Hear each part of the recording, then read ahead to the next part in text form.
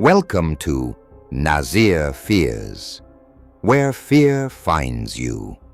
Do you dare to enter a world of unspeakable horror and chilling mysteries? If you love creepy true stories, urban legends, haunted places, and terrifying experiences, you're in the right place.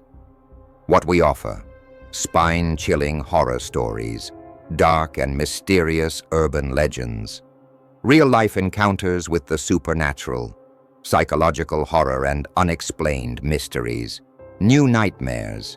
Every daily upload a new video only for you.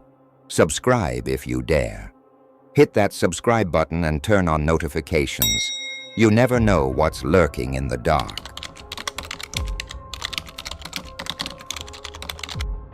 The abandoned gas station. It happened in January of 2020. I was 24 and working for a small logistics company delivering automotive parts across the Midwest. The work was straightforward, mostly long drives with decent pay. But that job also taught me a lesson I'll never forget. Never stop at a highway rest area after dark.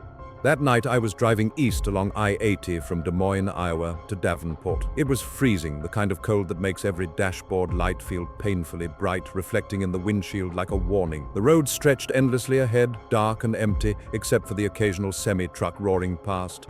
I had left at 8 p.m., and by 10:30 I was in the middle of nowhere. Drowsiness hit hard. My eyelids were heavy, my mind zoning out despite coffee and energy drinks. Then I saw it, a small blue rest area sign. I decided to pull over for a quick break, stretch my legs, and grab a soda from the vending machine. The lot was deserted, except for a single old white van parked at the far end. Its lights were off, engine silent. I parked under a dim streetlight, locked the truck, and went inside the brick building. The place smelled faintly of mildew and cleaning solution, and the heater rattled with a metallic groan. I headed straight to the restroom, the cold water shocking my face awake. That's when I noticed her, or rather the presence. The restroom door creaked as if someone entered behind me. I spun around. Nothing. Empty. My heart pounded, adrenaline surging. "Just the wind," I muttered, though the hair on my arms stood straight up. I finished quickly, intent on leaving. But as I stepped outside, I froze.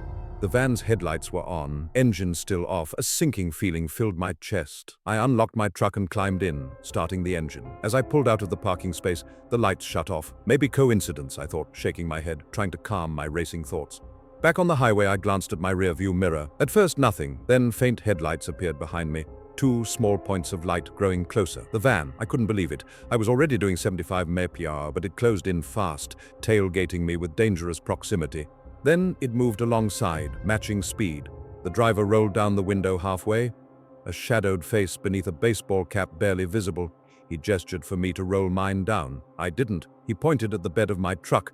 At first, I assumed something had fallen out, but the bed was empty. That's when the truth hit me. He wasn't trying to warn me. Panic set in. The van started honking, drifting closer, forcing me slightly into the shoulder. Then suddenly it cut in front of me, slowing dangerously as if forcing me to stop. My heart pounded like a drum. I slammed the accelerator, passing the van in a blur. The next exit was a truck stop 5 miles ahead. I took it immediately, parking under bright lights near diesel pumps. Semis lined the lot, drivers visible through diner windows. Relief, but only temporary.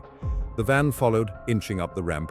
I stepped out cautiously, pretending to stretch my legs, and headed straight into the diner. The bell above the door jingled. The woman behind the counter looked up, mid-50s, seasoned and alert. I explained what had happened. She called over a massive trucker in a flannel shirt and gray beard. He followed me outside without hesitation. The van was idling at the far end of the lot, facing my truck. The trucker muttered, "Yeah, that ain't good," and motioned for me to go back inside. Then he approached the van. I couldn't hear the exchange, but a moment later the van reversed, swung around, and peeled away toward the highway. The trucker returned, shaking his head. "There were 2 of them, both wearing hoodies, silent as stone," he said. I stayed in the diner almost an hour, watching for the van. Once convinced it was gone, I finished my trip, eyes glued to the rearview mirror. When I arrived in Davenport, I parked under hotel lights and inspected the truck.